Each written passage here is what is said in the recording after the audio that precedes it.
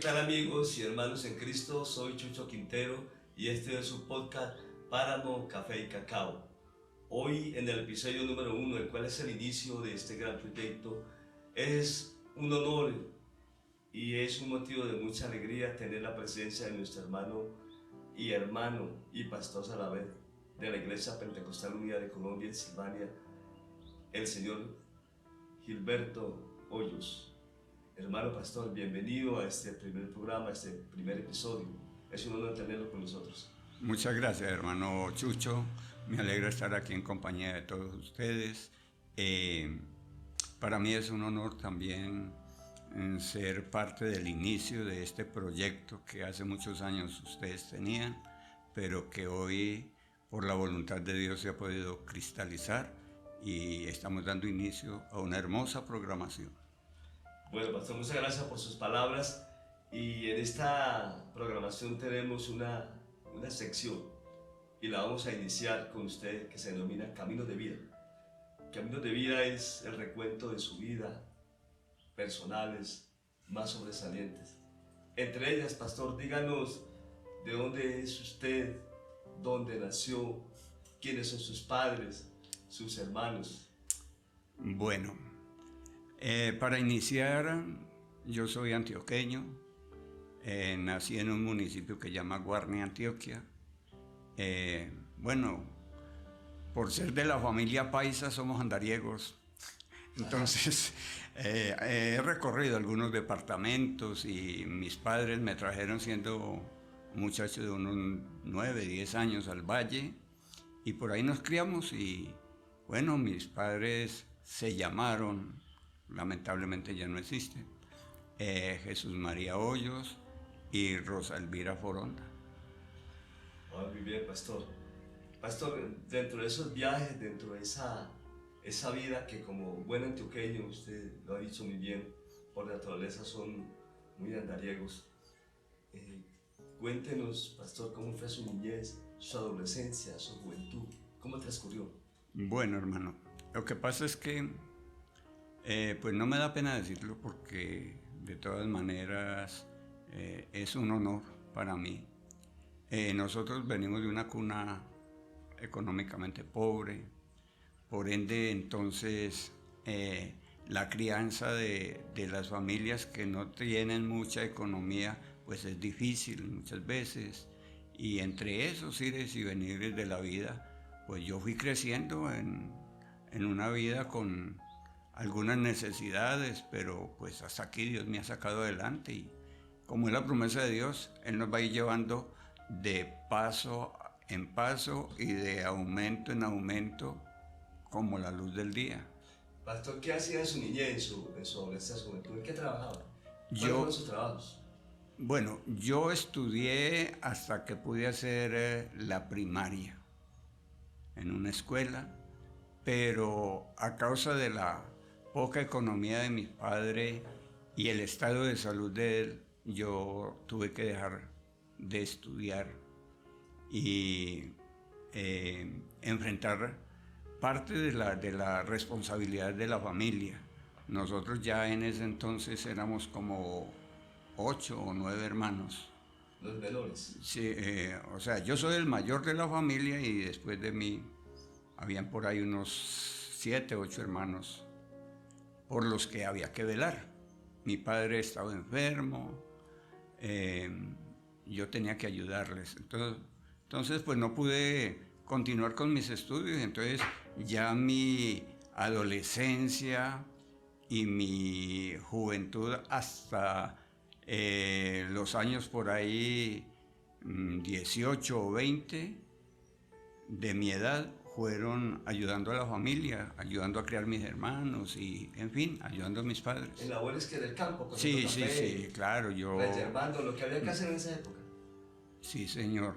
Vea, aquí como estamos en caminos de vida, les voy a contar que yo sé un poquito de cada cosa. Sí, por ejemplo, allá en Antioquia, antes de venirnos, nosotros teníamos un pedacito de tierra y ya cultivamos el fique. Entonces yo sé sembrar una mata de fique y todo el proceso hasta entregarla en un costal. Cosecharla, beneficiarla, tejerla, en fin, hasta entregarla en un costal. Eso lo aprendí por ahí siendo muy niño. Luego después vinimos al valle y allí nos metimos en el cuento del café. Entonces ahí ya aprendí desde embolsar hasta sembrar la chapolita y hasta entregar el palo produciendo y hasta tomarme un tinto.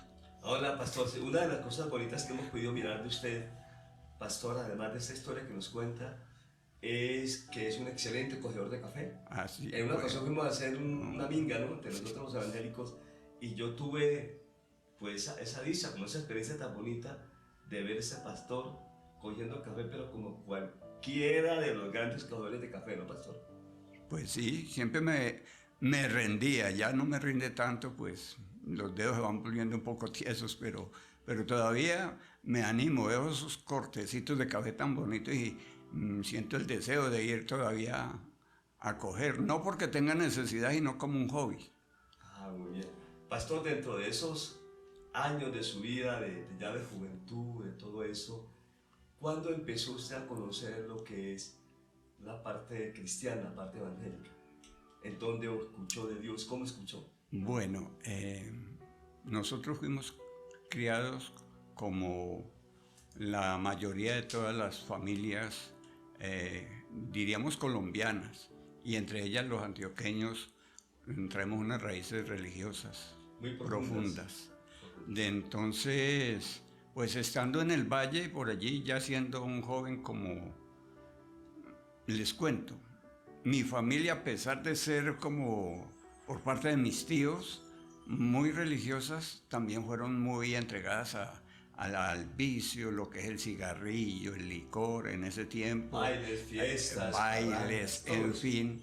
Y el dicho de mis tíos es que uno tiene que enseñar a los hijos varones a ser hombres desde niños. Sí, señor. Y entonces ellos a sus hijos a los 2 o 3 años ya les están ingiriendo licor. Entonces pues en esa situación, y vivíamos en el pueblito, mis tíos tenían una cantina y yo me iba a lavar los vasos de la cantina y ellos me entrenaron, digamos así, en el licor de unos 10, 11 años. Sí, señor. En adelante, y yo fui una persona bebedor, esclavo del vicio, a tal extremo que lo que me ganaba hoy me lo bebía en la noche porque me pagaban diario. Y así en esa clase de vida viví hasta los 17 años, que por ahí, como siempre, como uno lee a veces en la palabra de Dios que el Señor anda buscando pescadores. Sí, señor. Aquí en el Evangelio según San Mateo encontramos el inicio del ministerio de Jesús y ahí encontramos que había estaba Pedro y Juan y bueno, unos varones pescando y los llamó. Pues yo estaba bebiendo y borracho y llevado, pero ahí llegó el mensaje de Dios a través de un varón de Dios y nos habló del Evangelio. En un principio fuimos reacios, no estuvimos de acuerdo, pero pues esa persona fue una persona muy comprensiva porque él entendió que de alguna manera teníamos razón porque escuchar una cosa que nunca habíamos escuchado, ¿no? Sí, claro, sí, sí. Era algo muy novedoso. Sí, y pues en nuestra crianza nos habían enseñado con otra forma de creer. Entonces lo rechazamos, pero la obra, Dios es muy bueno y Dios insiste con los seres humanos. Dios no quiere que nadie se pierda y Él no quería que yo me perdiera. Entonces me insistió el Señor a través de ese predicador y de otros. Y llegó el momento en que mis padres creyeron primero. Ellos fueron los primeros cristianos en mi casa. Y luego los hijos, y ahí entre los hijos llegué yo a conocer el Evangelio. Ah, pastor, uno escucha las historias, por ejemplo, del sur del Tolima, el norte huilense, el occidente huilense, el valle, la zona cafetera, que fue muy golpeada por la violencia, ¿cierto? Y la mayoría de muchos pastores que uno ha conocido su vida, o de gente que adoptó el Evangelio, fue pues por causa de eso, defenderse de la muerte y todo. ¿A usted no les tocó esa época de violencia, pastor? Sí, nosotros tuvimos algunas dificultades. Gracias a Dios ya eso se acabó. Pero entonces habían problemas por cuestiones o colores políticos. Y entonces nosotros tuvimos que emigrar de Antioquia al Valle, pues por razones así parecidas, y entonces sí, nos tocó eso. Pero ya la llegada al Evangelio como tal, ya sí no fue por amenazas ni por ninguna cosa, sino porque Dios trató en nuestro corazón, Dios nos abrió el entendimiento. Como dice ahí en la palabra de Dios, estábamos leyendo, que dice que un pueblo asentado en tinieblas vio gran luz, y a los asentados en regiones de sombras de muerte luz le resplandeció. Pues esa luz que resplandeció es la luz de la palabra de Dios. Cuando uno comienza a leer la Biblia, entonces comienza a despejar muchas dudas y se va dando de cuenta de muchas cosas que no son como le han dicho a uno, sino que la Biblia tiene otra enseñanza, ¿sí? Bueno, pues, entonces, excelente, claro, de todas maneras el Evangelio tiene esa función y esa es la intención de Dios, aclararle la mente al hombre, corregirle sus errores, sus creencias. Bueno, pastor, una vez ya toma la decisión, porque pues deberían haber ocurrido muchas cosas antes de usted convertirse al Señor, imagínense, 18, 20 años, cuántas cosas hubiera pasado en esa época. Pero vamos a la parte ya como más cristiana, la parte ya que usted se entregó al Señor. ¿Cómo fueron esos primeros días? ¿Qué cargos ocupó? ¿Cómo se inició usted? Pues como les decía anteriormente, yo fui muchacho pues entrenado en el vicio y todo eso, a tal extremo que llegué a tener que dormir en un parque o en el cojín de un carro, porque mi familia no me recibía porque yo estaba ya muy entregado al vicio. En ese entonces yo llegué al Evangelio, en esa situación. Y entonces, increíbles para la gente. Ya cuando al otro día de yo haberme entregado en las manos del Señor, yo le dije a alguien que me invitó a beber, le dije, no, yo ya no voy a beber más porque yo me volví evangélico. Esa era la terminología que usábamos. Sí. Yo me volví evangélico. ¿Cómo? Yo no creo. Le pongo 15 días para que vuelva. Y no, ya llevamos 53 años aquí amañado, feliz de la vida. Bueno, pastor, ese es un cambio personal. ¿Usted se acuerda cómo fue el pastor que lo bautizó? ¿Cuál fue su primer cargo? ¿Y cuándo inició como pastor? Bueno, mi primer pastor se llamó... quien me enseñaba la palabra entonces, porque uno primero llega a la iglesia y luego se bautiza, tiene pues un proceso. Pero quien me enseñó a mí la palabra hoy todavía es pastor y vive, se llama Orlando Martínez, él es pastor en el Eje Cafetero. Sí, no, mire que no, él estaba joven, yo creo que de pronto hasta sea yo mayor que él en edad. Sí, sino que él comenzó o sea, en cuanto al pastorado, él sí me lleva años a mí, claro, pero en edad de pronto pueda que yo sea un poquito mayor que él. Entonces, ese hermano me predicó, él apenas estaba también iniciando el pastorado en ese entonces, y me bautizó un pastor que llamaba, yo no sé si vive ya o habrá, si vive o habrá muerto, llamaba Fernelli Palomino. A mí me bautizaron en el municipio de La Virginia, Risaralda, y hace 53 años. Listo, y no se me ha olvidado ni la fecha, junio 9 de 1972. Vea, pastor, qué bonita memoria tiene usted. Bueno, pastor, usted llegó, los procesos que usted nos ha comentado, ¿cuándo lo nombró pastor? ¿Y en dónde fue su primera experiencia como pastor? ¿Qué sintió usted? ¿Cómo fue eso? Vea, yo llegué al Evangelio no para ser pastor, no. Nunca en mi vida se me pasó por la cabeza ser pastor. E inclusive yo viví desde el año 72 hasta el año 81 sin ideas ni pensar siquiera ser pastor. Yo quería y yo llegué al Evangelio porque yo quiero ser salvo. Eso es. Pero las cosas de Dios y en la voluntad de Dios sí estaba que yo fuera pastor algún día. Y se presentó una situación y una necesidad y entonces los directivos de ese entonces hablaron con mi pastor en ese entonces y le dijeron que si había un muchacho que pudiera asistir a una obra en un lugar que estaban necesitando. y él mencionó mi nombre y me citaron y ahí fue mi inicio. ¿En qué lugar, pastor, empezó?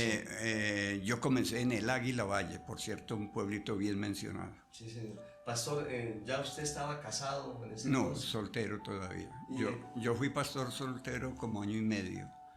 Y al año y medio Dios me regaló la que hoy es mi esposa.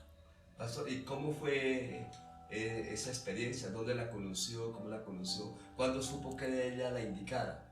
No, hermano, eso es como... Historia muy larga. Eso es como, vea, resulta que bueno, uno es joven. Bueno, perdón, pastor, ella va a ver el programa y va a ver usted qué es lo que dice. Sí, sí, claro, sí. Y pues uno en la juventud no tiene sus aspiraciones, mayormente, vea hermano, cuando yo llegué a ser pastor soltero, yo tenía caminadas de salir de la casa a las 4 o 5 de la tarde y volver a mi casa a dormir a la 1 o 2 de la mañana, con hambre, en un pueblito donde todo lo cierran, donde no hay nadie, y a mí me tocó orar y pedirle a Dios, Señor, yo quiero una esposa, porque esta es una situación muy dura, llegar uno con hambre, tomarse 2 tragos de agua y acostarse a dormir, porque no hay nada más. Sí, sí. ¿Sí? Entonces yo comencé a pedirle a Dios y Dios me presentó, trajo a mi congregación porque ni siquiera fui a buscarla. Ahí se me cumplió, tráigamela, señor. Me la trajo un 31 de diciembre, ahorita vamos a cumplir años de habernos conocido. Entonces... Bastante tiempo. Sí, entonces la trajo, ella vino a visitar a un hermano que era miembro de la congregación, que ya yo estaba administrando. Y ella vino a pasar 31 con su hermano y ahí se flechó el corazón, hermano. ¿Usted ahí supo que era la indicada, era la que Dios le había traído? Pues por lo menos en el momento me gustó y comenzamos a hablar y comenzamos a hablar. Y como se demoró ahí unos días, bueno, hablamos, hicimos buena empatía y luego ella se fue y estuvo por allá y hablamos y la relación de nosotros fueron 9 meses de noviazgo y una visita desde el Águila hasta Rovira, Tolima, que era donde ella vivía. ¿Fue usted a visitarla ya? Una sola vez a decirle al papá que nos íbamos a casar y listo. Pero pastor, entonces se escribían por cartas, sí, entonces, por telegramas, ¿no? Todo eso. Yo todavía tengo las cartas de que ella me mandaba y que yo le mandaba a ella, las tenemos bonito. Todavía y los telegramas. Qué bonita historia. Y ahí están. Qué bonito recuerdo. De pronto, pastor, en ese entonces había teléfonos de esos que le hacían así y usted habló por teléfono. ¿Ya había teléfono o no? Sí había teléfono, pero éramos tan inocentes en la vida que no lo usamos. No caímos ni en cuenta de que nos podíamos comunicar por ese medio. Pero bueno. Bueno, pastor, usted la conoció y pues ya más cosas íntimas pues no vamos a comentar, pero sí le gustó la muchacha y bueno, ya se casaron. ¿Es verdad entonces que detrás de un gran hombre hay una gran mujer? Pues en mi caso, yo no seré tan gran hombre, pero ella sí es una gran mujer. Una mujer que me ha servido a mí y que ha cumplido la palabra que dijo un día ante el juez. Lo voy a acompañar en las buenas y en las malas. Y aquí vamos, en las buenas y en las malas, porque hemos tenido de las dos. Sí. Pero aquí estamos y decididos a continuar el camino hasta que el Señor quiera. ¿Cuántos sé que se casaron, pastor? Vamos a completar ahorita, completamos ahorita en noviembre que pasó, 42 años de casados. Bastante tiempo, pastor. En ese tiempo se casaron, ya empezaron, pues usted normalmente, hoy en día se exige que el pastor sea casado. Sí. En aquel entonces no era tanta la exigencia, pero hoy por las circunstancias que todo el mundo sabemos se requiere que el pastor tenga a su esposa, a su compañerita. Una vez casado, ¿para dónde lo enviaron, pastor? ¿Cuántas congregaciones? ¿Usted se acuerda cuántas ha estado? Sí, claro. Pues me casé ahí en el Águila donde yo comencé, ahí me casé y duramos 6 años en esa congregación. Luego de ahí me trasladaron a un pueblo que se llama Bolívar Valle, cerca de Tuluá. De Bolívar me trasladaron al Cairo Valle. Del Cairo Valle fui trasladado y llegué aquí al departamento del Tolima y entonces estuve en Chicoral. De Chicoral fui a Belalcázar, Cauca, de Belalcázar a Venadillo, de Venadillo a Campo Alegre, de Campo Alegre a San Luis Cauca otra vez, de San Luis Cauca a Neiva, de Neiva a Timaná, de Timaná a Palermo, y de Palermo a Neiva otra vez, y de Neiva acá. Ese es el recorrido más o menos. Bueno, pastor, es realmente una experiencia, debe ser una experiencia muy maravillosa ser pastor. Yo siempre he creído que, aún yo antes de que fuera creyente, yo pensaba que el pastor tenía algo de Dios, ¿cierto? Entonces, pastor, una última pregunta de esta sección. ¿Cómo fueron esas primeras experiencias de pastor? Así, resumen. A grandes rasgos. Grandes rasgos. Pues todo es un proceso, todo es un proceso. Y como la vida, las profesiones y todo, cada día uno tiene que enfrentarse a cosas desconocidas. Entonces, pues en el ministerio pastoral hay muchas situaciones diversas. Unas veces, por ejemplo, en mi caso, tuve momentos de mucho peligro, de mucho riesgo, de amenazas.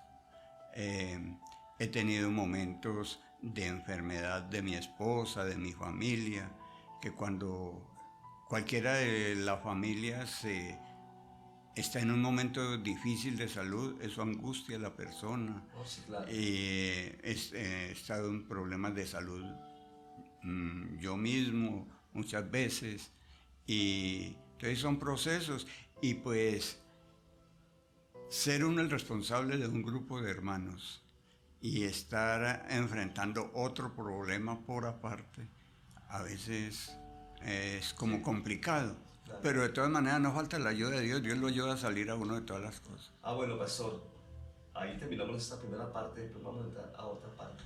Muy interesante, ya vamos a hablar en sí de lo que ha sido su vida pastoral, su experiencia. Bueno, pastor, continuando entre este programa que es el primero que hacemos dentro de nuestro podcast Páramo Café y Cacao, tenemos otra sesión más que se denomina Entre Aromas y Sabores. Ajá. Pastor, usted ha elegido como su bebida preferida en este programa, hoy hemos elegido el café. Dígame, pastor, ¿por qué eligió usted el café como su bebida en este programa? Mire, es que eso es como una tradición.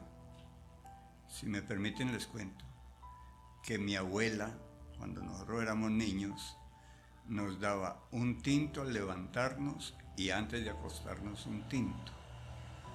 Y esa tradición todavía continúa. En mi casa yo me tomo un tinto en la mañana cuando me levanto y no me puedo acostar sin tomarme un tinto, porque el dicho que hay por ahí es que eso le quita el sueño a uno, pero a mí me quita es el que queda en la olla. Que cae en la olleta, como Sí, ese es el que le quita el sueño. Eso sí. Casi todos somos así, pastor. Sí, el café es una bebida muy agradable. ¿Usted le gusta, pastor, caliente o frío, dulce o sin dulce? No, a mí me gusta término medio, pero hoy en el momento, por causa de mi salud, yo tengo que tomarlo sin dulce. Pero sin dulce o con dulce, a mí me sabe muy bien el café. Bueno, pastor, esta bebida que hemos elegido, pues el café es una bendición de Dios de tantas que nos ha dado. Este café es producido en el departamento de Huila, específicamente en el municipio de Gigante y en nuestra región Silvania. Es un café muy delicioso. No vamos a decir el nombre de la finca ni la marca del café, por ahí teníamos el empaque. Más adelantico vamos a hacerlo así, pastor. Ajá. Vamos a escoger el nombre del café, la finca, porque nuestra idea, pastor, es, además de promocionar la palabra del Señor, los sanos modales, todo lo que implica ser seguidor de Dios, pues vamos a promocionar los productos de nuestra región, el café, el chocolate, la panela, las regiones turísticas de nuestra región, el producto de nuestra tierra, las personas, las empresas, las instituciones que hacen de esta región tan especial. Bueno, ya no hemos sabido porque al pastor le gusta término medio, más que todo amarguito por la salud, por todo eso. Es de verdad un delicioso café, que nos vean tomando, ¿no? Sí, claro. Para probar, Antes de que se enfríe, ¿no? para estimular el deseo en otros. Está muy rico. Ya le diremos cuáles fueron. Bueno, pastor, ya hemos conocido a grosso modo lo que fue su vida inicial personal, su vida como cristiano, su vida como pastor. ¿En qué momento, después de tener tantas congregaciones, usted en su radar estuvo Silvania? ¿En qué momento pensó en Silvania? ¿Qué dijo usted? ¿Cuándo voy a ir? ¿Cómo será? En esta profesión de ser pastor, pues estamos, según la administración de nuestra iglesia pentecostal, los pastores estamos sujetos a traslados, ¿cierto? Entonces, pues yo hace muchos años, no recuerdo cuántos años, estuve yo aquí, antes de ser pastor acá, yo vine unas 2 veces, cuando el pastor era el hermano Israel Moica y cuando el pastor era el hermano Félix Mejía, hace muchos años ya. Sí, pastor, perdón que le interrumpa a su merced ahí. Del pastor Israel Moica tengo unos gratos recuerdos. En algún momento en que Dios permita recontar como la historia de Silvania, de lo que fue el inicio de la palabra del Señor que inició en esta labor que yo recuerdo en Silvania en el año 64. Me recuerdo por la historia que han dicho del pastor Celimoninco, pero creo que antes de él vino otro. Por la historia del pastor Celimoninco que, Dios quiera que lo podamos noticiar toda, creo que está vivo, ¿no? No, Celimoninco ya falleció también. Bueno, Dios lo tiene allá, lo tiene allá en su santa gloria. Realmente del que marcó como un antes y un después el pastor Israel Moica. Son muchas historias, no solamente a nivel cristiano, sino a nivel comunitario. Un hombre que participaba en la labores de la comunidad. Silvania estaba en pleno desarrollo, en la parte educativa, en la parte comunal, servicios públicos, y él fue muy determinante en muchas cosas. Pero bueno, pastor, estamos hablando de que ha sido su vida. ¿En qué momento ya se dio cuenta que venía para Silvania? ¿Cómo la vio antes de venir? Pues yo en una de las visitas que les contaba, de pronto sentí por ahí muy dentro de mí, qué bueno ser pastor en Silvania, pero solo como un pensamiento que llega así fugaz. Bueno, pero como tal sentir, yo quiero ir a Silvania, no. Sino que, como decía, estamos sujetos a traslados y llegó el momento en que mis directivos me sugirieron venir acá y pues como en algún tiempo había tenido ese sentir, pues dije, bueno, si esa es la voluntad de Dios, pues me voy para allá. Y de verdad, mano Chucho, que para mí ha sido una bendición Silvania. Sí, señor. Y como lo he dicho en el culto, lo puedo decir esta tarde, para mí Silvania es una belleza, me gusta el ambiente. Inclusive yo he dicho en algunas partes que una congregación, es decir, mejor que Silvania, pueda que hayan en algunos aspectos, de pronto un aspecto económico o numérico de miembros, pueden ser mejores, cierto que sí, pero yo me he puesto a evaluar y de verdad que un lugar mejor que este yo no lo encuentro. Es que Silvania tiene un clima muy agradable. Excelente, pastor. Silvania tiene un panorama, una visual, como dijéramos, una panorámica. Eso, panorámica es la palabra. muy bonita, toda la región es muy bonita. Un entorno visual. Una tranquilidad, porque yo aquí no he sentido ni temores, ni persecuciones, ni nada. A mí me parece muy agradable vivir aquí. Las personas son muy amables. Entonces yo creo que esto aquí es como un cielo pequeño. Eso sí, excelente, pastor. Esa es la palabra con la cual tenemos que denominar a Silvania. Pastor, la primera vez dice que vino cuando el pastor Israel Moica, la segunda vez cuando estuvo el pastor José Félix Mejía, también de muy grata recordación, un gran evangelista, pastor. El pastor Félix Mejía, que también está allá en las manos del Señor Jesús, fue un gran evangelista. Surcó estas veredas, salió, predicó, hasta que él sufrió un accidente en una de sus piernitas, que fue realmente muy triste, muy triste. Fue muy doloroso ese accidente, y desde entonces él se deprimió muchísimo por ese accidente, pero cuando estuvo en sus fuerzas, un hombre altísimo, de una voz potente, de autoridad, pero un excelente amigo, un excelente pastor. Usted cuando vino estando el pastor, dijo, sí voy a Silvania, sí me vengo.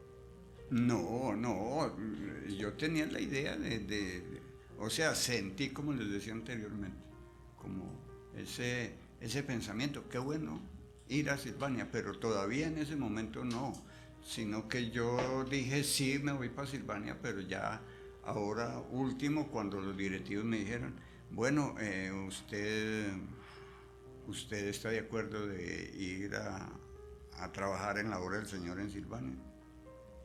Y yo dije, claro, sí, gloria a Dios. Yo sentí un día sentí ese deseo y no, bien, listo, y arrancamos. Bueno, pastor, ya vamos dándole el tinto, ya usted habló bien de Silvania, lo que queríamos que dijera. Como decía antes, vamos a hacer programas confiando en el Señor Jesús sobre toda nuestra tierra. Gigante, Silvania, todas las regiones de Gigante, el centro del Huila.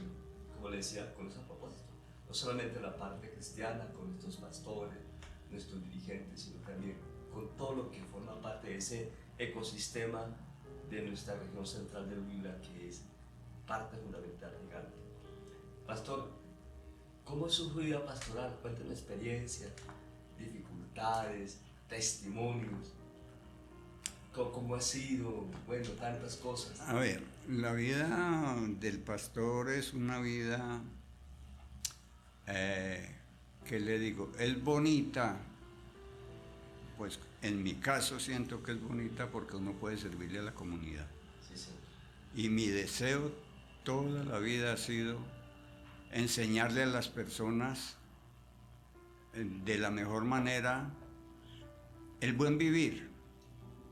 Porque pastor, combinar la parte espiritual del conocimiento de la salvación, pero también la vida personal, ¿cierto? Y pues usted tiene testimonios de que nosotros aquí, o yo he programado eventos aquí para la iglesia, por ejemplo, de parejas. Sí, sí. Y no hemos invitado solamente a las parejas de la iglesia, ni solamente a los que son casados. Esas invitaciones las hemos hecho abiertas para todas las parejas. Sí, todas las personas que quieran venir, es decir, para ayudarles a la mejor convivencia de pareja, enseñarles, por decir, métodos, contarles experiencias, con el fin de que la gente pueda vivir mejor. Entonces, mi deseo en la vida pastoral es, como tal, pues guiar a la gente por el camino de Dios, decirles, enseñarles lo que la palabra de Dios dice, pero también, porque es que uno no puede hablar simplemente de espiritualidad. La Porque Biblia... somos seres humanos tenemos como tripartito, es que... Sí, la palabra tripartito es porque somos cuerpo, alma y espíritu. Sí, señor. ¿Sí? Entonces, pero para todo nosotros, hay alimento y hay consejo, sí, y de todo. Pero en este caso el mensaje del Evangelio es un mensaje integral. ¿Sí? Es un mensaje integral que le enseña a la persona la parte espiritual, la parte moral, la parte económica, la parte educativa, en fin, todo ese paquete de cosas que hay ahí, lo enseña la palabra de Dios y ese ha sido mi propósito, pues enseñarle a las que se dejan. A donde han llegado, o sea, Sí, los que se dejan. y que aceptan y que están de acuerdo, pues enseñarles el camino del Señor. Pastor, tomemos cafecito porque está... ¿Será que va a enfriar? Sí, claro. Tomemos cafecito. No, pastor, excelente su reflexión, su punto de vista, me parece bien, pero lo que queremos es como, pastor, su vida, bueno, ha sido, pues solamente lo que uno conoce usted. Vea, servirle a Dios. Contenta, Sí. triste también. ¿Qué experiencia? En estos 42 años y medio, más o menos, que llevo de ser pastor, la vida del pastor para mí es una bendición. Sin exceptuar de que como seres humanos tenemos momentos difíciles, ¿cierto que sí? Sí, señor. Y cualquier persona que me oye hoy y que ha tenido la experiencia de manejar personal, sabe que cada uno de los seres humanos tenemos conceptos diferentes, que a veces tenemos diferencias porque pensamos cosas diferentes, pero en medio de todo eso, yo soy feliz siendo pastor. Sí. Y si me pongo a evaluar los momentos de felicidad con los momentos de pronto de amargura y de tristeza, son muy mínimos los momentos amargos que uno ha vivido en comparación de la bendición que Dios nos ha dado. Pastor, entre tantas congregaciones usted ha estado con bayunos, con tolimenses, con antioqueños, con nuestros hermanos indígenas, ¿no? Uh-huh. ¿Usted se acuerda de cada de esas, como de esas idiosincrasias, cómo han sido? Sería bonito saber. No, vea, lo que pasa es que Dios es maravilloso. Y Dios, hay un dicho por ahí, dice, Dios no da trabajo según la capacidad, sino que capacita según el trabajo. Ajá. ¿Sí? Entonces, yo voy allí al valle y ellos tienen una cultura, Sí. pero Dios me da la facilidad de adaptarme a esa cultura para poder relacionarme bien con ellos.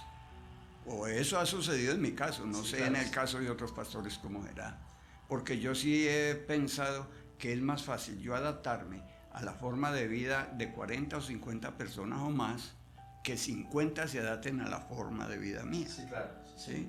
Entonces uno tiene que, o en mi caso yo pienso eso. Bueno, del bayuno, por ejemplo, pastor, ¿qué destaca del bayuno? Muy alegre. Sí, los bayunos son muy alegres, son muy espontáneos, ¿sí? Y son de la salsa picante. Y el antioqueño, pastor, el antioqueño. Bueno, cristiano... el cristiano antioqueño, como ustedes nos catalogan, sí. Somos muy habladores. Sí. Hablamos mucho, aunque yo no me cuento entre los habladores. Ustedes que ya me conocen un ratico saben que yo más bien no hablo mucho. Sí. Esa es mi manera de ser, pero sí reconozco que los paisas hay muchos que hablan hasta más de la cuenta, ¿cierto? Entonces... y también son negociantes y son negociantes. Y le dan la cabecita, y son emprendedores, ¿sí? ¿No? Yo creo que en cada región hay gente... Y perdón, pastor, el tolimense. Lindos los tolimenses y los tamales que son ricos. Bueno, pastor, bueno, interesante todo eso. Y nuestros nativos, porque es que, pastor, yo tengo una creencia, o he mirado a través de la época, de los tiempos en que he seguido los caminos del Señor, que casi todo pastor nuevo lo mandan donde están nuestros hermanos nativos. ¿Es que esa es la prueba de fuego o qué es lo que pasa? No, yo no sé en cuanto a esa situación. Yo pienso que los directivos de la iglesia trasladan una persona a un lugar mirando el perfil del pastor y la necesidad de la congregación. ¿Sí? Entonces, de acuerdo a la necesidad que se presente en el lugar, miran el perfil de un pastor y lo envían allá. Y entonces eso es lo que pasa. Pastor, pero cuéntenos dentro de esas generalidades alguna anécdota, un testimonio. Díganos algunos testimonios, porque es que cuando uno habla de un pastor del Evangelio, la gente tiende a decir, uy, suceden milagros, cosas, bueno, maravillosas. De eso no hemos hablado. Cuéntenos algunas cosas de eso. Todavía en esta sección entre aroma y sabores nos quedan unos minutos para que hablemos de eso. De almas que hayan venido difíciles al Evangelio, de hecho. Vea, yo he tenido la bendición de predicarle a gente que lleva muchos años oyendo. Y en mi tiempo se han convertido al Señor. Ahora, yo no quiero decir de que es que yo, no. Yo creo que en la conversión de una alma hay el trabajo de muchos cristianos. Que como la conversión de las personas es un proceso. Recuerde que la Biblia dice, la fe viene por el oír. Entonces, alguien tiene que haberle hablado a esa persona para que escuchase. Y esa persona comenzó a escuchar y a tener fe en lo que escucha, es decir, en la palabra de Dios. Cuando uno cree en la palabra de Dios, suceden milagros. ¿Cierto? Ahí se puede, pastor, ahí se puede incluir aquella expresión del Señor que dice, o de un apóstol que escribió, que Jesús sembró. No. Pablo abonó. Pablo sembró y Apolo regó, no, pero el crecimiento lo da Dios. A través de esos procesos, lo que usted dice, hay que irlo abonando. Ya sí. Este pastor le echó un tipo de abono, el otro le echó otro tipo de abono, el otro le echó este tipo de agüita, el otro, es decir, son parecidos como el crecimiento de un árbol, ¿cierto? Sí, hasta que da el fruto, y eso pasa. Y ese es el orden, yo creo, ese debe de ser el orden normal de todas las cosas. Así como una planta se siembra, ¿cierto? Usted coge la semillita y la entierra en la tierra, pero hay que esperar que salga. Y cuando salga hay que echarle un tipo de abono y hay que procurar tenerla limpia, ¿cierto? Pero cuando ya está más grande, ya le echa otra clase de abono porque necesita que dé frutos. Y sucesivamente, igual es la vida del cristiano. Por algo el Señor puso la parábola del sembrador. Sí, Señor. ¿De acuerdo? Sí. Y entonces habla de varias semillas y de varios tiempos y de varios lugares. Todo eso. Pastor, volvemos y decimos, díganos, cuéntenos unas anécdotas, unos testimonios, unos hechos que usted recuerde, bueno, de tantos, pues. No, pero así como que han sucedido. Yo voy a contarles, quiero decirles, hablando de testimonio. Yo era un jovencito a los 17 años, como les dije anteriormente, que ya estaba durmiendo en los cojines de un carro en la calle o en la banca de un parque, debido a mi vicio y a mi mal comportamiento. Entonces, llegó el Evangelio a mi casa. Los primeros que creyeron en el Evangelio fueron mis padres. Cuando el Evangelio llegó a mi casa, la primerita vez mi papá sacó corriendo el hermano, lo persiguió con un machete y lo hizo correr porque él no admitía que le hablaran de eso. Transcurrieron unos 6, 7 años, nada más. Al transcurrir de ese tiempo volvió otro evangélico y le habló. En ese tiempo ya mi papá estaba enfermo. Así usted nos ha contado una enfermedad grave. Entonces, a raíz de esa enfermedad, mi papá comenzó a leer la Biblia y fue cuando creyó en el Evangelio. Pero entonces fue un creyente, muy creyente a la palabra y muy estricto, a tal extremo que a mí me estrechó el camino. Yo era el hijo mayor y ya tenía 17 años, ya me gustaba el aguardiente, ya me gustaba la música mundana.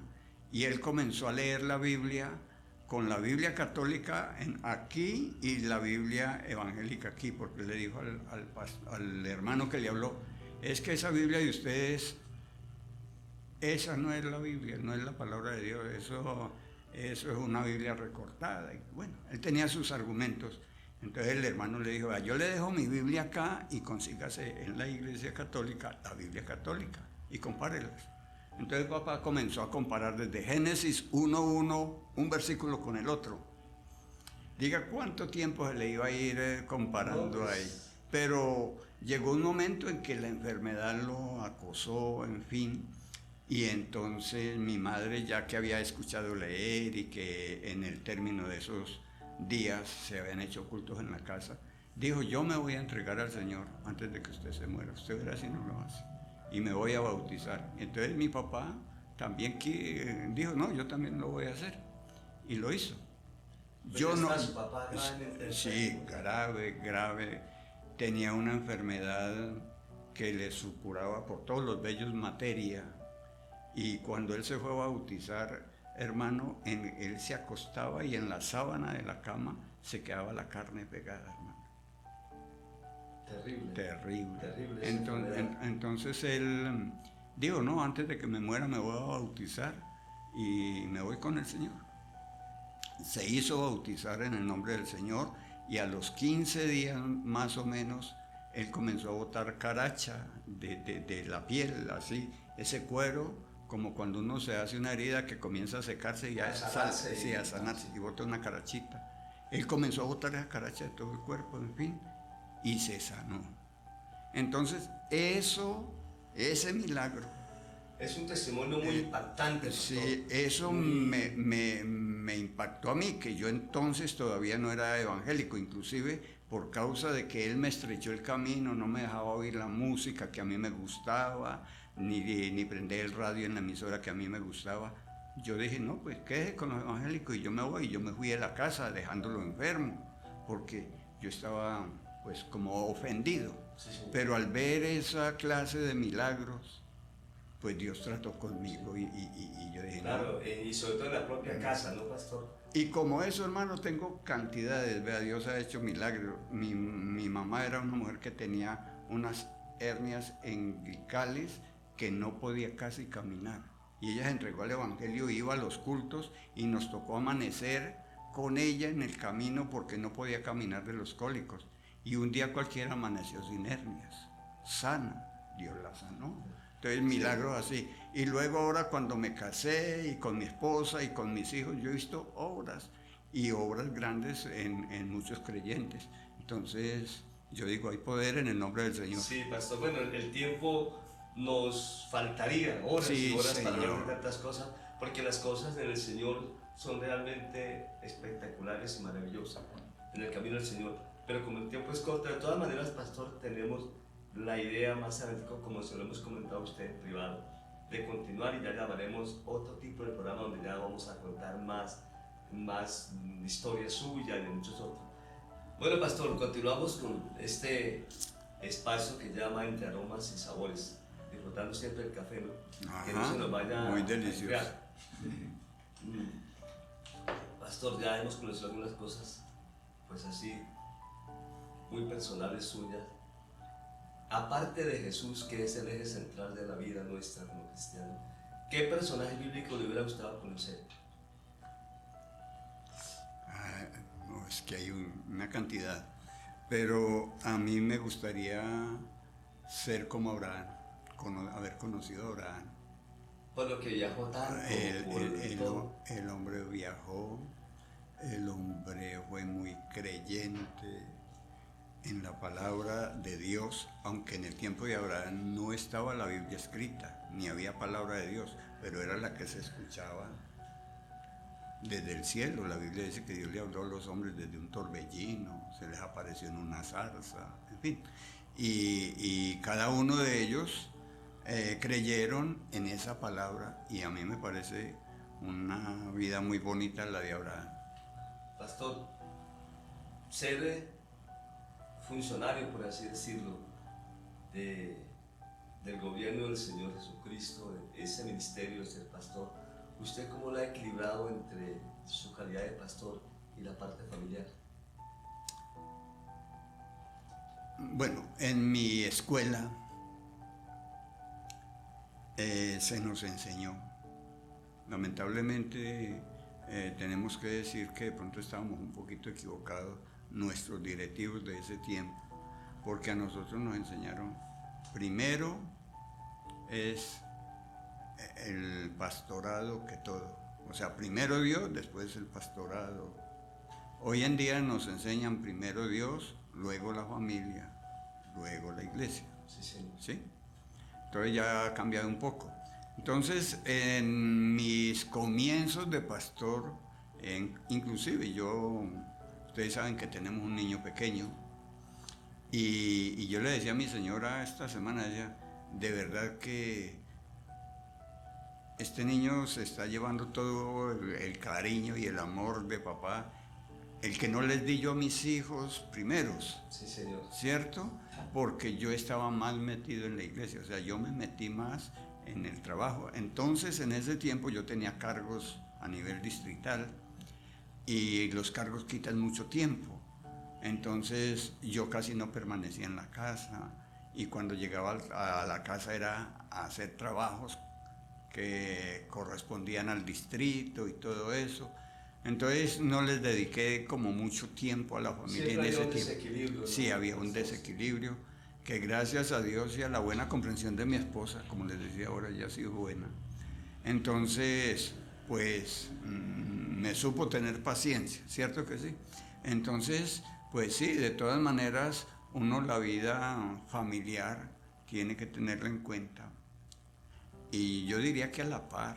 Sí, señor, claro. A la par de la... equilibrar las cosas en la medida que las posibilidades pasan. Uno encuentra historias y testimonios de pastores que llegaron los nuevos pastores hace 40, 50, 60 años, los llevaban a los pueblos, ahí los dejamos, usted verá cómo se defienden, ¿cierto? Sí, sin una casa, sin nada. Realmente es una tarea muy difícil, muy encomiable y muy linda esa que hicieron esos pastores. Hoy en día ya es diferente, ¿cierto, pastor? Sí, claro. Ya la parte económica se sostiene mejor.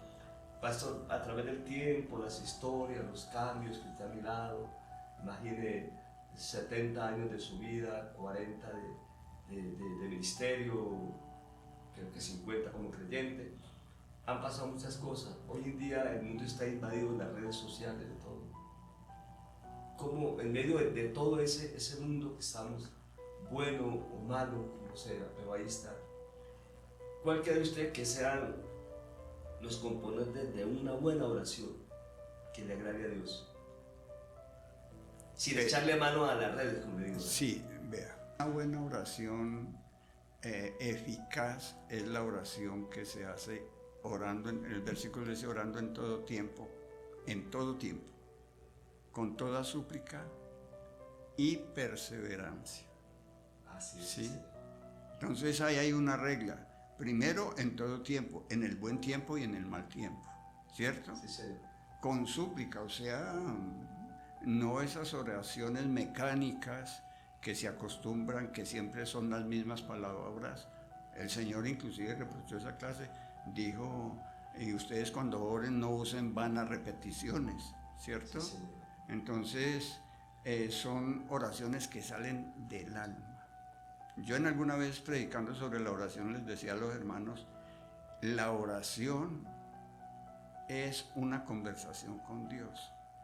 Y orar es decirle a Dios lo que usted necesita, el problema por qué está pasando y reconocer que solo Él puede ayudarnos en el medio de la dificultad. Entonces, esas son oraciones que son de éxito. Sí, claro, claro. Si uno mira, por ejemplo, la oración de Jonás en el vientre del pez, fue una oración que Dios le oyó. Desde lo profundo clamó y Dios le oyó, ¿cierto que sí? Oraciones de mucho éxito, como la oración, por ejemplo, que hizo Daniel, o como la que hizo Esdras, el capítulo 9. Entonces hay una cantidad de pasajes bíblicos que le enseñan a uno que han habido hombres que han hecho oraciones eficaces. Yo creo... De un gran contenido y sí, la respuesta. Y yo creo que Dios es el mismo todavía hoy. Y si hay hombres que hacen oraciones con sinceridad de corazón y verdaderamente conectados con Dios, Dios oye la oración. Pastor, una preguntita. ¿Ustedes cómo hacen para tener tantas parte de la Biblia en la mente, es la práctica, o Dios les da ese don, esa cualidad de recordarse. Hay dos cosas. La Biblia... Todas las citas. Sí, la Biblia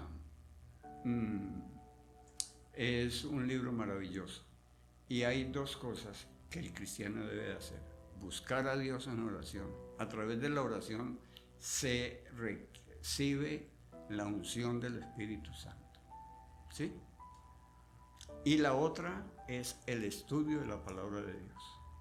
Entonces yo debo de ser y valga la pena para decir aquí por si alguien nos escucha que pregunta, ¿y los pastores por qué no trabajan? ¿Sí?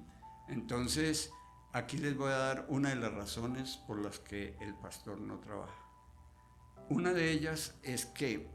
Pero que no trabaja, es decir, materialmente. Sí, pastor. no, es que... La gente cree que el trabajo solamente es ir a coger café, bolear al asador, machete. No, o puede ser que el pastor debe estar en una oficina, tener otra profesión. No, nosotros, o lo que yo creo y lo que más o menos vemos aquí, digamos en Colombia, es que yo tengo una congregación de 100, 200 personas, ¿sí? Cada uno de ellos individualmente estudian la Biblia, leen la Biblia. Y el pastor está puesto para responder a las dudas e inquietudes de todos sus miembros. Sí, señor. Yo no sé con qué pregunta me va a salir usted o con qué pregunta me va a salir otro hermano. Y yo debo darle una respuesta satisfactoria a cada uno. Entonces, para yo tener eso, yo tengo que estudiar la Biblia. ¿Sí? Y ese es un trabajo. Y ese es un trabajo que hay que dedicarle. Oración y tiempo en estudio. Entonces, cuando yo oro y estudio, usted me viene con una situación. La unción del Espíritu Santo que está en mí me va a hacer recordar. Usted viene y me dice, hermano, vea, es que yo leí en la Biblia esto y esto. Pero como yo estudié, el Espíritu Santo me va a recordar, porque eso es una de las funciones del Espíritu Santo. Él os recordará todas las cosas. Sí. Eso dice San Juan 15. Entonces, usted viene y me cuenta la situación, no entiendo esto, ¿por qué esto? Entonces el Espíritu Santo me recuerda a mí, es que la Biblia, entonces yo le digo, en San Juan tal, o en tal capítulo dice así. Pero para que yo pueda decirle eso, tengo que haber estudiado, porque el Espíritu Santo recuerda, ¿cierto? Sí, señor, claro. ¿Y qué es lo que se recuerda? Lo que ya se vio anteriormente. Pastor, bueno, muy bien. Pastor, dentro de la Biblia existe pues tanta cantidad de expresiones, ¿cierto? De versículos, historia.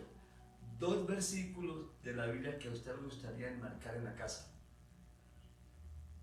2 de esos miles que hay ahí. Pues usted me pide 2 y me pone de alguna manera un poco difícil porque es que hay tantos que me gustan. Claro, sí. Pero yo le voy a dar de memoria 2 en un mismo pasaje que me gustaría que estén en mi casa. Es el Salmo 27. Salmo 27 dice, Jehová es mi luz y mi salvación, ¿de quién temeré? Jehová es la fortaleza de mi vida, ¿de quién he de atemorizarme? O sea, me encantan esos versículos porque son versículos que le brindan a uno seguridad en cualquier tiempo. Bueno, excelente, pastor. Bueno, no se nos ha enfriado mucho el café, ¿no? No, pues sí, todavía aquí me queda un poquito. Y Diosito, hemos llegado a otra sección de nuestro espacio Caminos de Vida. Se llama 7x7. No la multiplicación, ¿no? Dice así, pastor. Dice que usted nos diga 7 hechos que marcaron su vida como pastor. 7 hechos que marcaron como pastor. Y 7 desafíos que enfrentan hoy los cristianos. Pues 7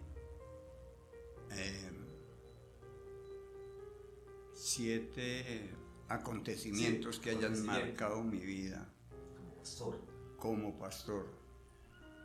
Primero, yo diría que el llamamiento mío al pastorado fue muy como muy de repente. Muy tajante. Ya, venga. Sí, Sorpresivo. yo nunca pensé ser pastor. Bueno, este es el primer llamamiento. Sí, ese llamado, pues, en la forma que me dio o que me vino el llamado, fue sorpresivo. Entonces, eso marcó mi vida de una manera muy especial.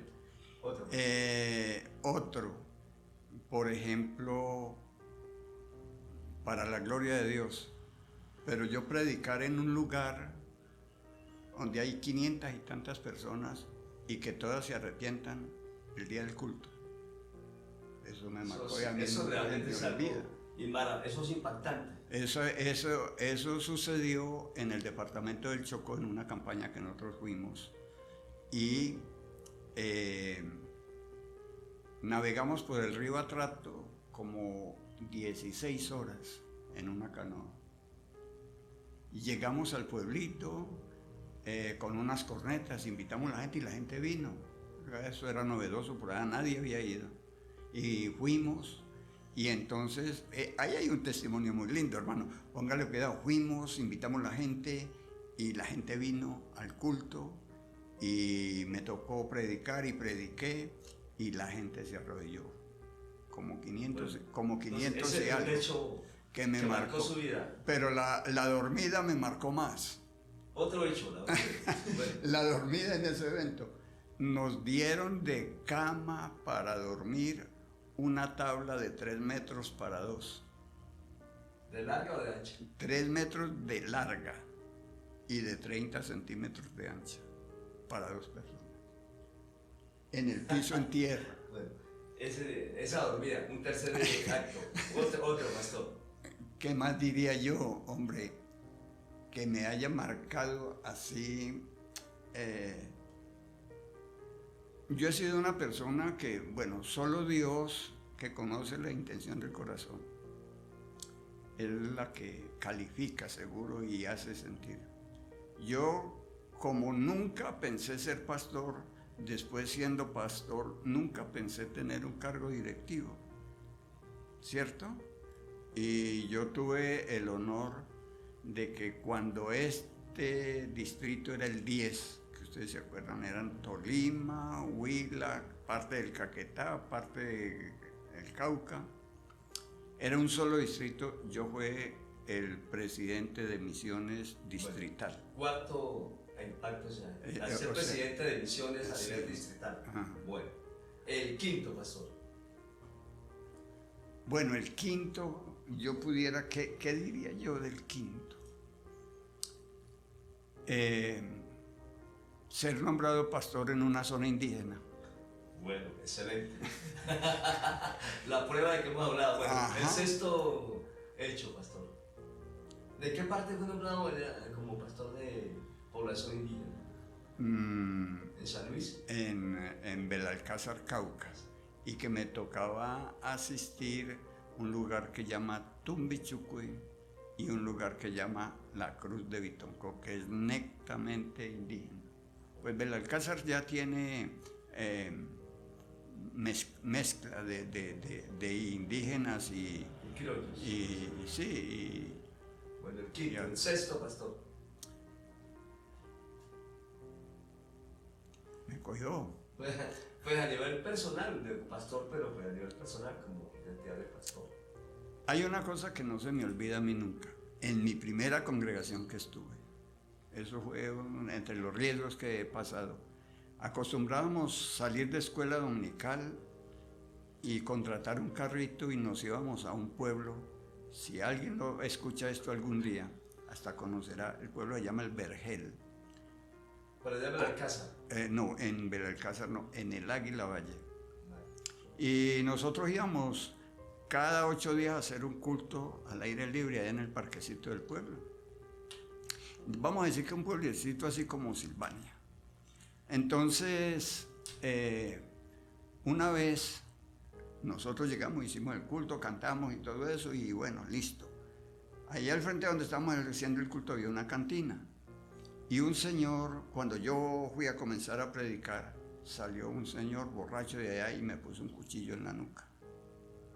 Ahora sí se va a morir.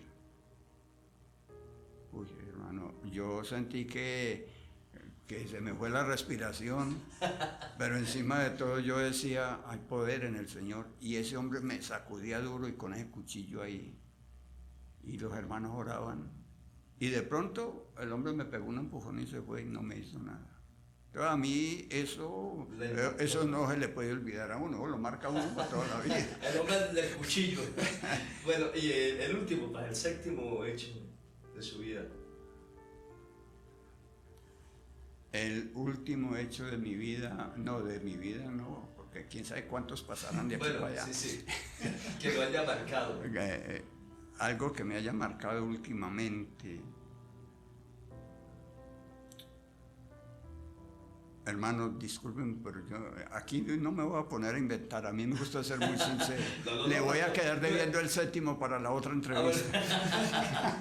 Bueno, por eso es que la segunda parte va a estar mejor que la primera. Puede ser. Bueno, pastor, muy bien. Ahora siete desafíos que enfrentan hoy en día los cristianos. Pues vea, el primer desafío que el cristiano enfrenta hoy en día es el mundo moderno. ¿Sí? Este mundo moderno es un desafío para los cristianos. Sí. El segundo desafío que un cristiano puede es el cambio de vida que tiene, porque una persona, eso es un desafío, uno cambiar de manera de ser. Sí, señor. Solamente con la ayuda de Dios. Eso es... Muy bien. El tercero, pastor. Un tercer desafío que puede enfrentar el cristiano son las críticas de los demás. Las críticas, sí, señor. Sí, porque alguien comienza a criticarlo, la persona se desanima y ya no quiere más. Bueno, el cuarto desafío que enfrenta un cristiano. De tantos. Voy a decirle uno que cada rato yo predico. Y es el tener que perdonar. Sí, señor.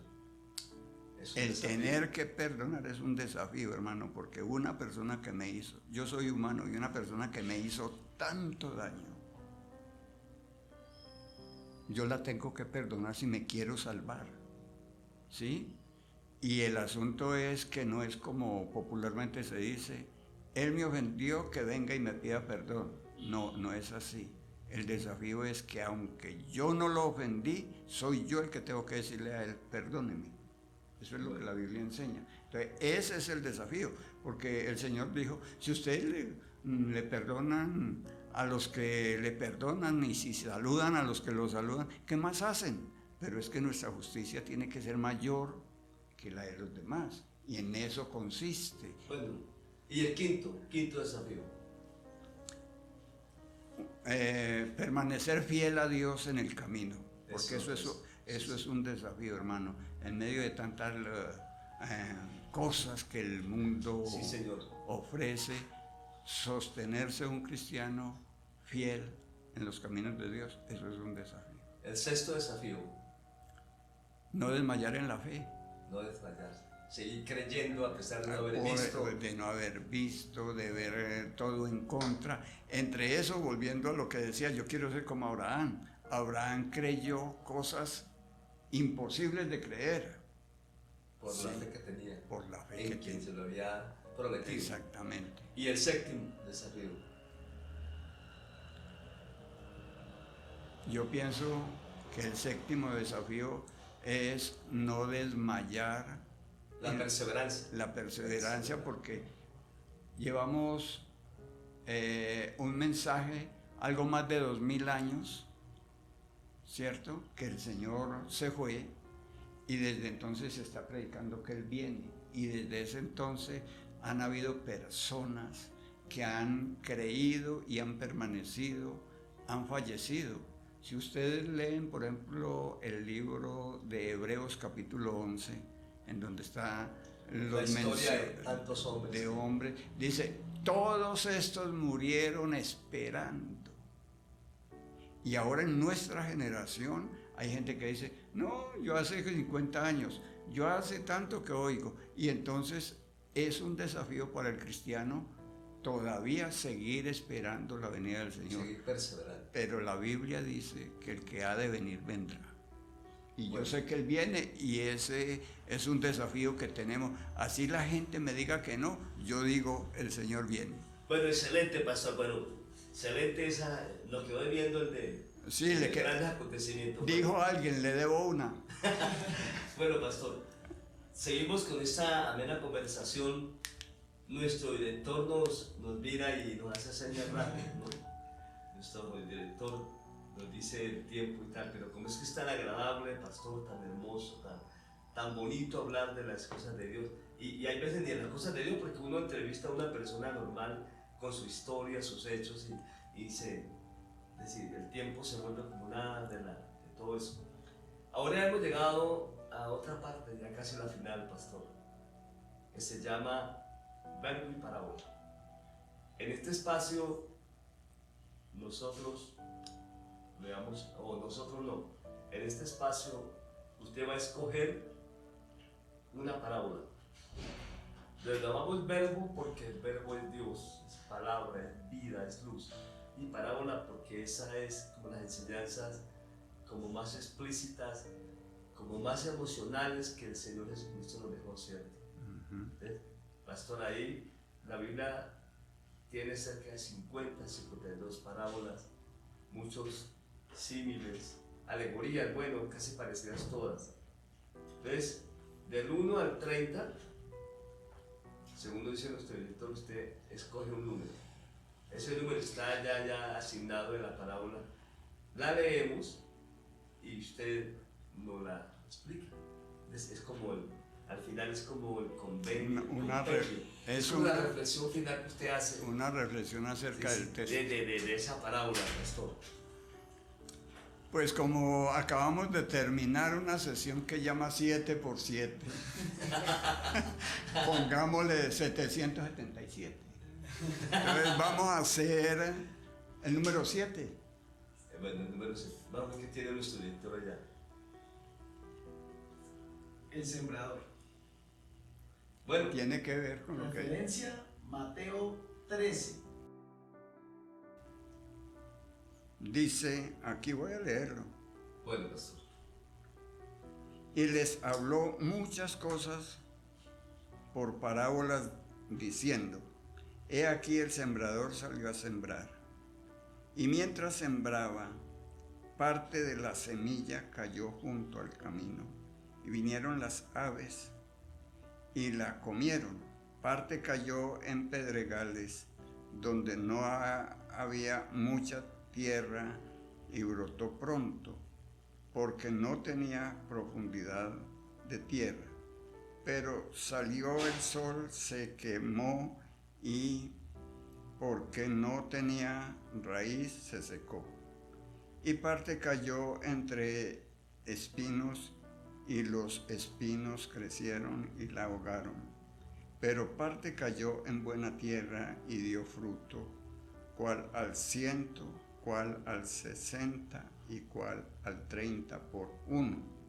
El que tiene oído para oír, oiga. Bueno, pastor, ahí está la parábola número 7, que nuestro director nos podía proyectar en la pantalla. Pastor, el auditorio, bueno, el micrófono y el atril de predicación es suyo y de reflexión. Muchas gracias. Bueno, brevemente, porque pues aquí tenemos tema para hablar sí, unas 2 horas por lo menos, pero resumiendo un poco, acabamos de leer que y usted decía que hay como cerca de 50 parábolas en la Biblia. Siendo muy práctico y muy sencillo para hablar, yo entiendo que una parábola es como una comparación, y por lo que leo acá, vamos más adelante, si ustedes, y de pronto hasta lo podemos leer, encontramos algo que dice, el Señor explica la parábola, Él explicaba luego las parábolas, ¿cierto? Él mismo Sí, entonces... y las explicaba. Sí, Entonces, no, pues que en el mismo capítulo está. Les voy a leer cómo explicó el Señor. Mejor que como explica el Señor no lo explica nadie. Entonces voy a invitar a todos ustedes para que leamos el mismo capítulo 13, pero el verso 18. Póngale cuidado. Oíd pues vosotros la parábola del sembrador. Cuando alguno oye la palabra del reino y no la entiende, viene el malo y arrebata lo que fue sembrado en su corazón. Este es el que fue sembrado junto al camino. Y el que fue sembrado en pedregales, este es el que oyó la palabra y al momento la recibió con gozo, pero no tenía raíz en sí, sino que es de corta duración, pues al venir las aflicciones o las persecuciones por causa de la palabra, luego tropieza. El que fue sembrado entre espinos, este es el que oyó la palabra, pero el afán de este siglo y el engaño de las riquezas ahogó la palabra y se hace